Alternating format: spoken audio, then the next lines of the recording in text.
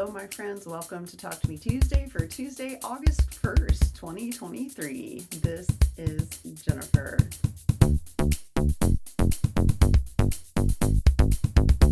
Coming to you on a new month. Same situation on my wall back here. I didn't actually work on my quilts at all. I had a lot of other things that I needed to get done, and so it just stayed on the wall. I got the rainbow pajamas done. I've got their tie, they've got their waist. They're all hemmed.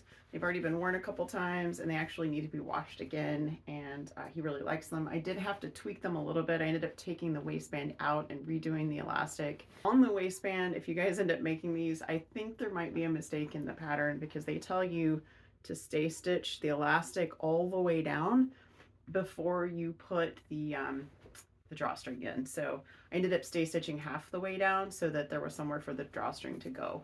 I also made the elephant pajamas, which I freaking love these. They're so cute.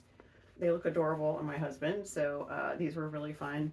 And he liked these so much specifically that we ended up ordering more batik fabric so that I can make him more batik pants because he really, really liked these. So now that I've made them a couple of times, it's really like, I think I can probably crank them out in a couple hours because once you get them cut out, it's pretty fast sewing. The only thing that makes it take a little longer is that I'm serging all the seams so that they don't unravel or anything. Everything is either serged or enclosed. I feel pretty good about that. It's been a long time since I've done garment sewing. I think it may have been like maybe 2018 when I did a costume for my son. It's been a long time. I did find time to do a couple of small Cricut projects. We have cushions on our new patio set that we got for our anniversary, and I wanted to be able to store those when we're not using them so they're not in the sun and they're away from birds and that kind of thing. And so we had these duffel bags that I had bought for moving that we had put like clothes and quilt tops and all kinds of stuff in, and I have tons of them. So I pulled a couple of those out, and we can fit 2 cushions per bag. So I just made a giant label for each bag, and those are actually outside. So I'm just going to show you guys a picture. They will live in our shed when we're not using them. That way, if someone needs a cushion, I can say, go look in the shed and find the bag that says patio cushions. You cannot miss it because I made the letters 2 inches tall. The other project was sort of on a whim.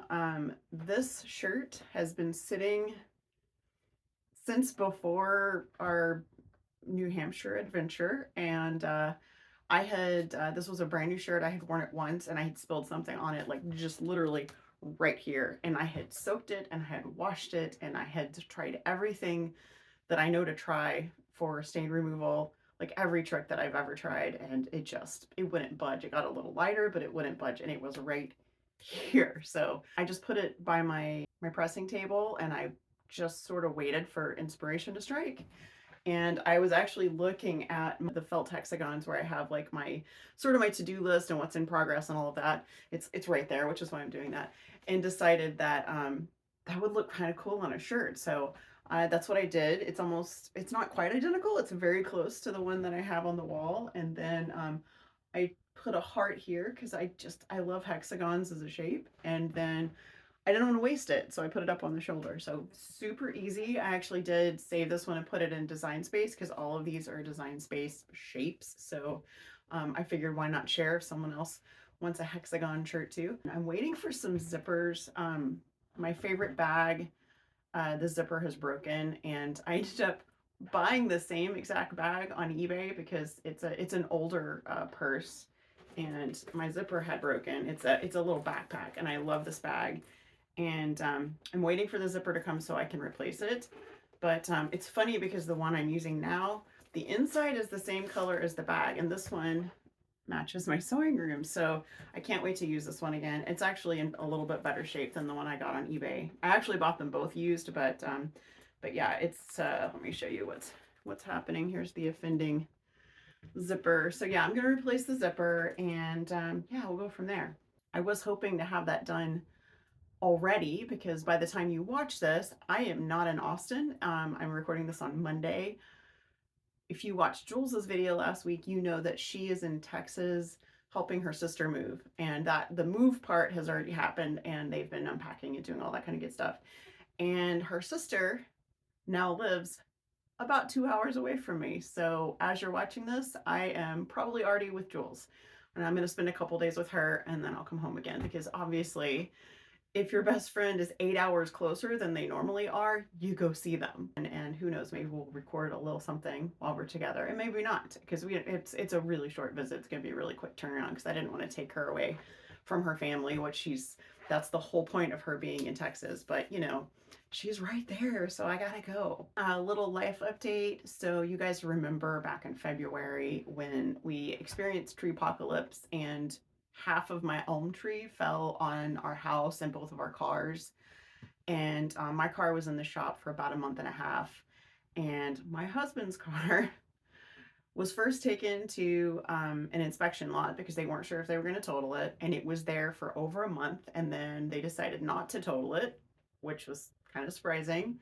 Went to the body shop, the same place where my car was located, and was briefly, we're pretty sure briefly misplaced, because we both drive Subaru Foresters, and it was both under the same name, and someone got some wires crossed.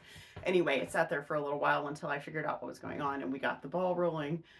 And because of supply chain issues, and because of just like how many cars were damaged in the spring, he literally got his car back on Friday. The car was gone from the beginning of February until Friday. Unfortunately, it came back without license plates on it. We don't know where in the process they got lost. The intake photos from the body shop, it has no plates. So we don't know if, it was towed twice, and it was towed to 2 different locations. It's been 6 months. We have no idea. Unfortunately, his registration expired while it was gone, so we're gonna have to go to the DMV and get that fixed. So that's our part of our Monday. But yeah, at least his car's back, and hopefully by the time you see this, we already have at least some sort of temporary plates or something, so that he can at least drive his car again.